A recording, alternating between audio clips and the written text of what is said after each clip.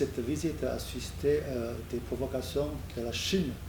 Mais en effet, cette visite est une visite tout à fait normale, parce que Taïwan est un pays souverain, démocratique et libéral.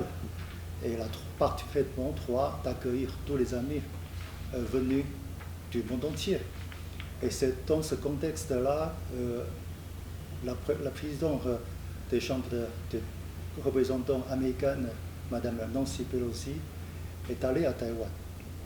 Alors, elle a répété à plusieurs reprises que sa visite est pour apporter le soutien ferme pour la démocratie de Taïwan. Et sachant que cette visite n'est pas la première fois, en 1997, son prédécesseur à l'époque, M.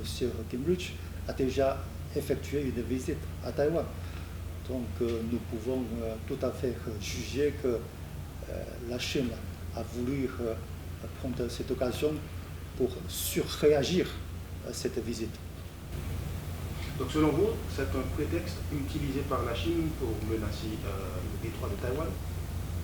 Oui, à mon avis, tout à fait, c'est une menace sous prétexte de la visite de la présidente Nancy Pelosi. Parce que vous savez que la Chine n'a jamais renoncé d'utilisation de recours militaires pour récupérer Taïwan. En fait, Taïwan ne fait pas partie de la Chine continentale. Taïwan est un pays démocrate, souverain. C'est mon gouvernement, la République de Chine, qui a exercé la pleine juridiction sur toute l'île de Taïwan depuis 1945. Et le gouvernement communiste chinois n'a jamais mis leurs pieds sur Taïwan.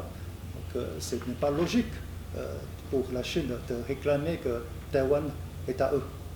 Et pourquoi la Chine a voulu Taïwan? Parce que tout simplement, Taïwan est une richesse importante dans la région. Sachant que, tout simplement, vous voyez que la Chine, depuis presque 40 ans de libération, ouverture vers le monde extérieur, la revenu par tête, par habitation, est toujours seulement un tiers de Taïwan. Notamment, Taïwan occupe une position importante, même primordiale, dans la chaîne d'approvisionnement du secteur des semi-conducteurs dans le monde entier. Donc c'est la raison pour laquelle la Chine ne voulait pas renoncer à cette requête pour récupérer Taïwan. On voit dans les images les mobilisations des deux côtés, mobilisation militaire, je veux dire. Est-ce que cela veut dire que vous, au niveau du détroit de Taïwan, vous êtes prêts à riposter au cas où la Chine aurait l'intention de encore d'intervenir? Vous savez que la menace chinoise est constante.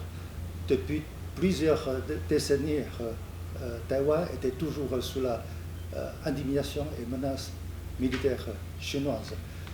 Sachant que nous avons une armée dynamique et dotée d'une technologie de pointe.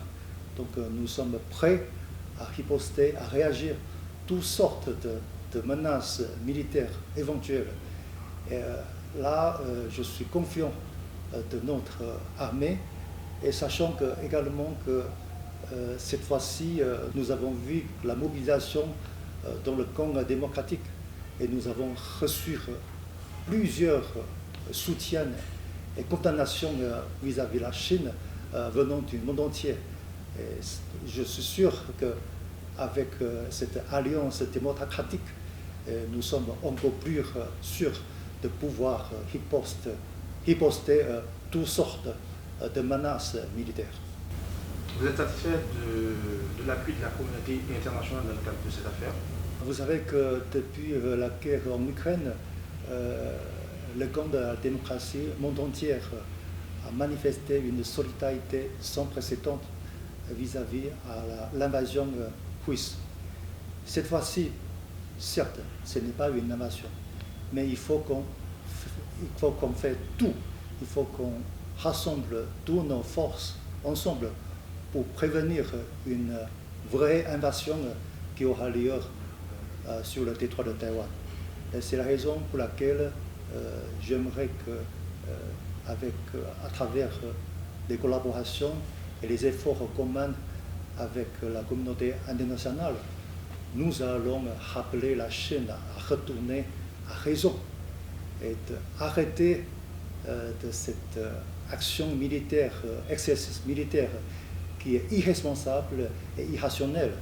Et j'espère qu'on pourra avoir ce résultat sous peu. Vous savez, dans une crise, personne n'est gagnant. Et surtout, cette fois-ci, nous avons constaté que la Chine, c'est le plus grand perdant. Notre voisin malveillant qui a voulu montrer ses forces à notre porte, cette action a gravement mis en danger des routes aériennes et maritimes des plus fréquentées dans le monde entier, qui a également causé des pertes importantes économiques. C'est la raison pour laquelle nous appelons la Chine à retourner à la raison et de cesser de cette action irresponsable immédiatement.